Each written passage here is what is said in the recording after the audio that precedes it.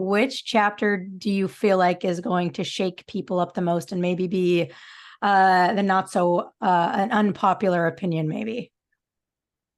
Oh gosh. I have two that I can Okay. think of. So the first one is long-term athletic development for female athletes.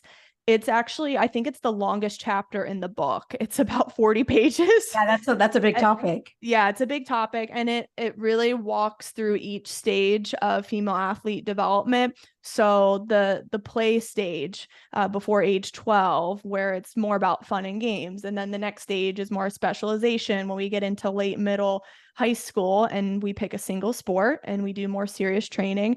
And then the performance phase, which is age 15 and up through college, that's more of the phase where we're looking at objective measurements on power, speed numbers, and really fine tuning certain things. Mhm. And I really think it's going to wake parents, girls, coaches up to how training has to be not only age appropriate, but also maturity appropriate, especially emotionally.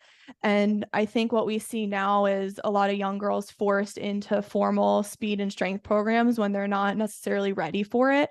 Right. And I think this chapter is going to be really good. And I tell a few funny stories of parents I've dealt with who've Mhm. given me a hard time about Mhm. training, especially for the younger ages. And I had to give a ton of refunds this past summer because a lot of younger ones' parents were Yeah, mad that my sessions were right. really fun.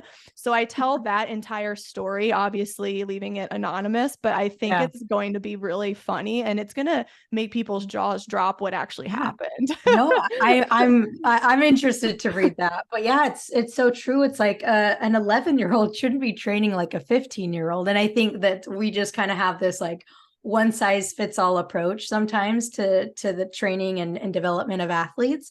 So I think that chapter, yeah, it's gonna be huge for sure. Yeah, I'm so excited, and yeah, I think you'll love the story. And Yeah. just when I thought I've seen it all in 12 years of doing this, I was wrong. This summer was a Yeah. little nutty, but and then the other chapter that I think will surprise people is actually the nutrition chapter. Mm. Mm. And I've had a lot of conversations with registered dietitians who are kind of going off the beaten path for not only female athlete performance, but also for female hormonal health. Mm. And I'm just really fascinated about the most up-to-date research on how we can support our female athletes' physical performance, mental performance, and hormonal health through really upping protein and healthy fats.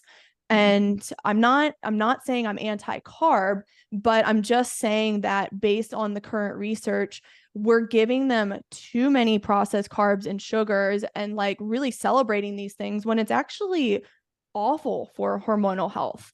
Okay. And it's going Wow. to really rock the boat and piss a lot of people off.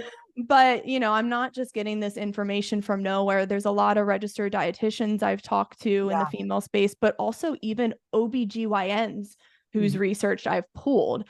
So it's super fascinating. And I'm really excited for the nutrition chapter.